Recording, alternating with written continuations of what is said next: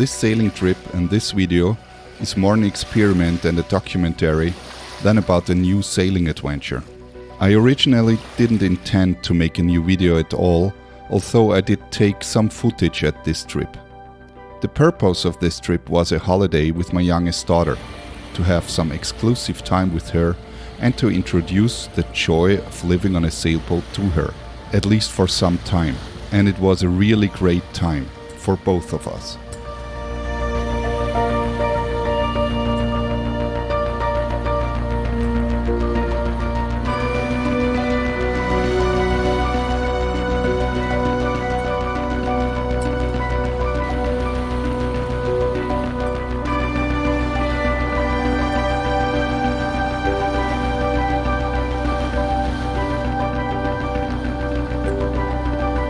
Single-handed sailing is challenging anyway, but having a young child with you makes it even more challenging. It's not just single-handed, it is sailing with two fingers, because you have to take care not just on the boat and yourself, but also on your little companion. This is highly demanding. You have to be prepared even more than if you were just alone. Choosing the right and safe anchorages, laying shorelines completely alone, and seeing your little child watching you while you jump into the water with a long line while your engine is working backwards, or sailing in near gale force winds with a moderate to rough sea. Of course, I try to avoid these situations, but sometimes it's better to go out and sail than to wait, if conditions may become worse or you get a better shelter somewhere else. Going upwind under sails usually is more safe and it is faster than beating against the sea with the engine. You may also damage your engine if the boat heels or rolls a lot because of an insufficient oil lubrication. And that's the last thing you need under such conditions. I wanted to use this trip to experiment with filming and my equipment.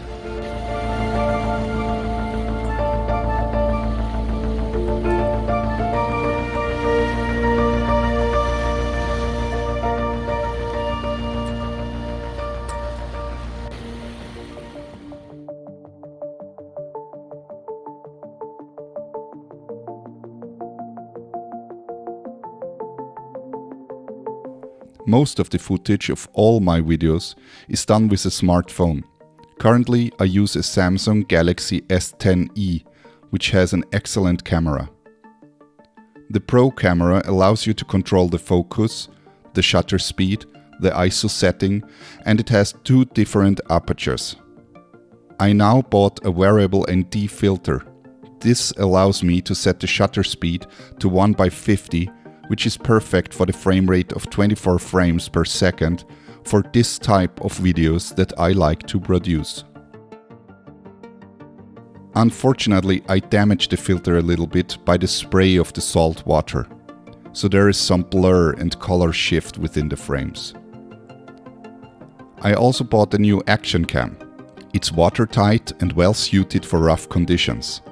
Unfortunately, it doesn't support 24 frames, so I filmed everything in 60 frames to be able to reduce the frame rate later more smoothly. But of course it is not the same as filming with 24 frames and a shutter speed of 1/50, since there is no motion blur. I also bought a 3-meter long selfie stick, but it became less of a help since I always fear to lose my phone. Although I bring 2 spare phones with me, I obviously still don't want to lose it. I did my first video in 2008 after a rough sailing trip through the northern Aegean Sea. The video editing was more like a pain in the ass as far as I remember. On one hand, I had no idea about video editing at all, and on the other hand, I used a software called Cinelera. At the time then, it was extremely unstable and permanently crashed.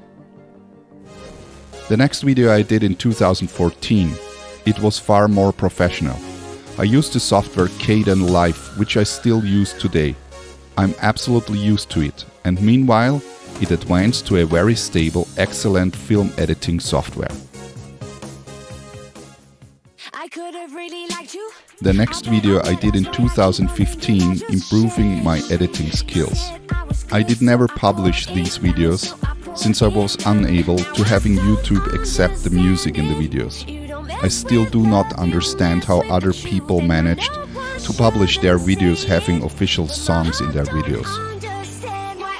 Starting in late 2017, I published a bunch of short clips which I did during my duty as a delivery skipper and sailing trainer.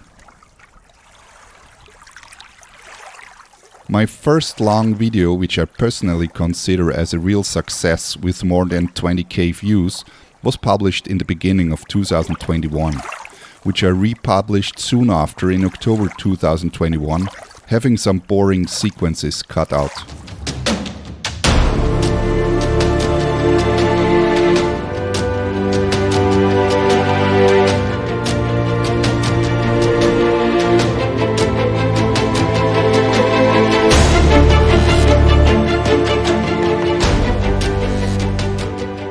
It was followed by a trip through the northern islands of Croatia. And after 2 days of doing several jobs on the boat, I decided to go out to learn about the boat, how it feels and how it works. During these few days I visited some great locations of the northernmost Croatian islands, and this is what this video is about.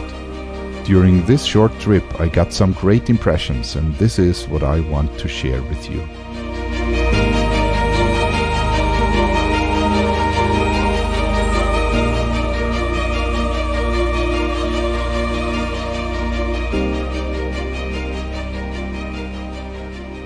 Then solo sailing along the Croatian coast.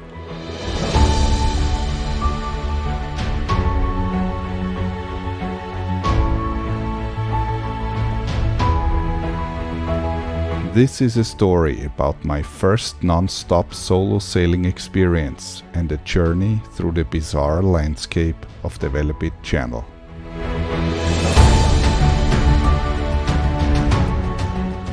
Followed by a journey through the Velebit Channel. In the evening, I anchored at the islet of Sečevo, near the southernmost entrance to the Velebit Channel.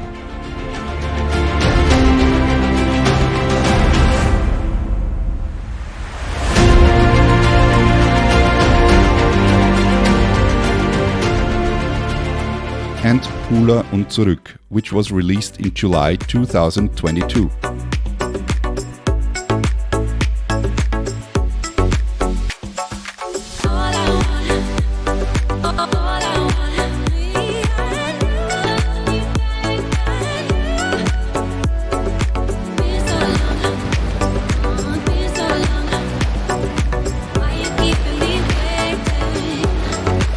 I always struggled with the right video language to choose, and I experimented with aspect ratios and frame rates and constantly improved my filming and editing skills by doing and by watching lots of educational videos on YouTube. So this is the next video, although, as I already said, I didn't intend to make a video about this trip, but I simply couldn't resist. It is so much fun making videos. August is not my favorite season for sailing in the Mediterranean Sea. It is very crowded and it can get challenging to find suitable anchorages at all, specifically if you're not an experienced Mediterranean sailor and have to follow the beaten paths. But for children, it's a good time. Typical temperatures are between 30 and 40 degrees Celsius and the water temperature ranges from 21 to 27 degrees. The weather is mostly calm, at least in Croatia, with winds of force 2 to 3 and just a few disturbances. We were about 1.5 weeks around the northern Croatian islands, and originally I intended to explore the Velebit Channel in more detail. You may watch my first expedition into this rarely visited area on YouTube. If you like my videos, press the like button below and subscribe to my channel. Visiting the Velebit Channel is challenging. It is sparsely populated, just a few harbors and deep anchorages with bad holding. And most importantly, the danger of the severe northeasterly gusty wind, which is called Bura by the Croatians. The channel is narrow, with just 1 to 2 nautical miles, and you may not be able to escape if you get caught under such conditions, with a chance of getting your boat crushed against the rocks. The weather was Pacific at the beginning of our trip, and I entered the channel between the islands of Raab and Pag and again found an amazing new anchorage, being able to watch the alpenglow of the impressive Velebit Mountains in the evening.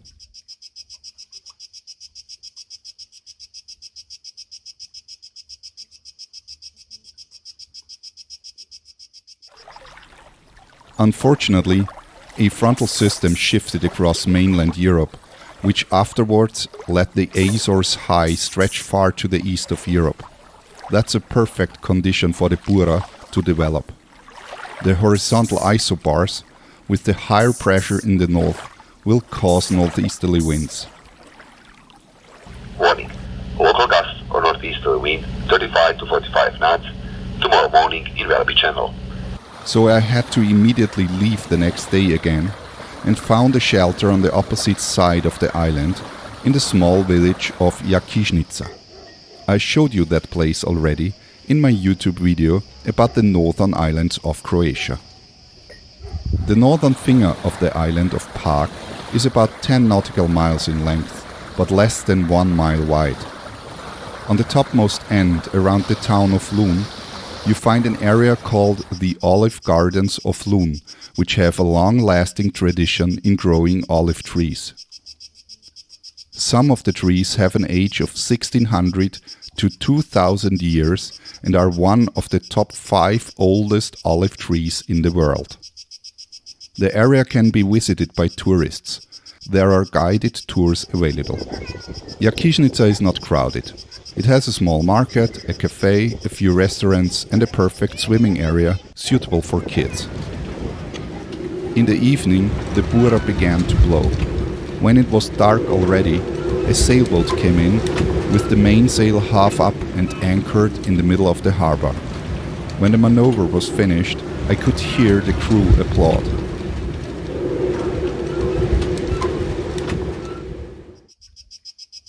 On the next day I could see that their mainsail was ripped off the track on the top end.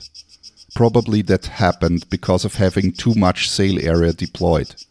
Even in this sheltered harbor, I could read wind gusts up to 25 knots on my instruments.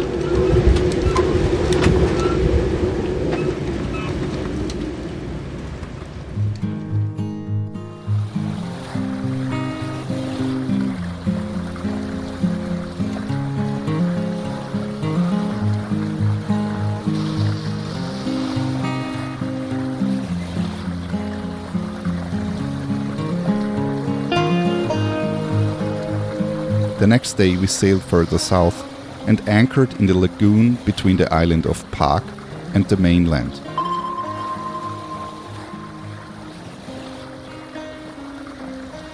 I again saw the remotely built church, Our Lady of Sečevo, which I already showed you in my video about my first trip to the Velebit Channel.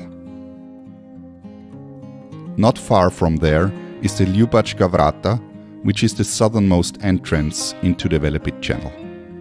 The high pressure system over Europe was pretty stable, so the Bura was still there, blowing in the night, and it became clear that it will last for the next days too. Additionally, some higher level lows developed, which destabilized the atmosphere and increased the chance of thunderstorms. The next day we headed back north and found a shelter on the southern end of the island of Maun.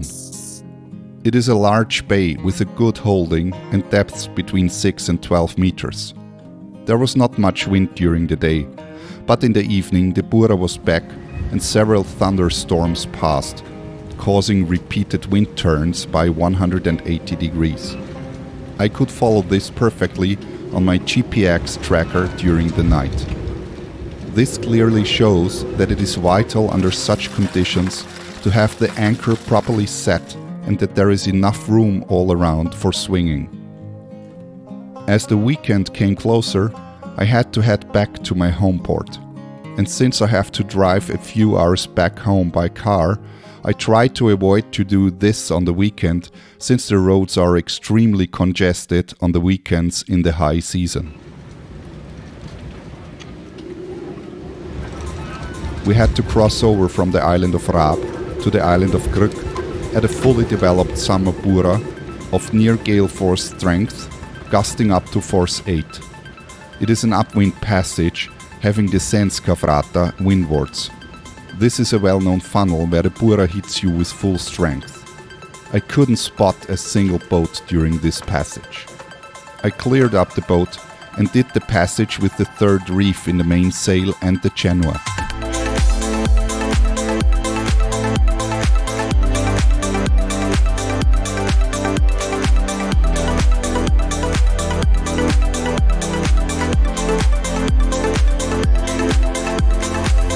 My little girl had fun below deck, getting tossed around by the waves in the cozy front cabin.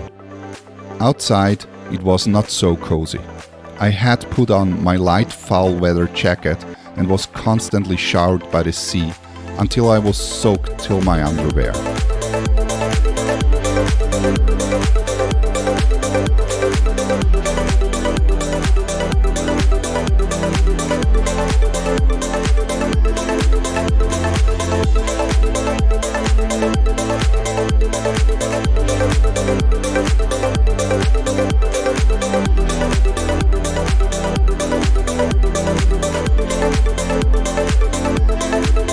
As soon as we reached the eastern tip of Plavnik, after about 10 nautical miles, the wind dropped to a gentle breeze and I could reef out and continue under full sails until we reached a windy but beautiful anchorage again.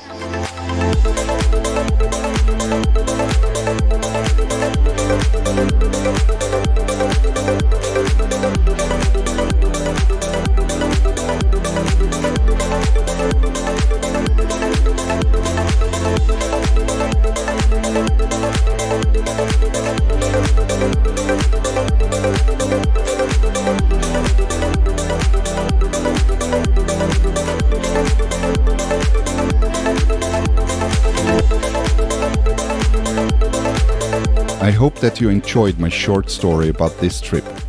Press like and don't forget to subscribe to my channel.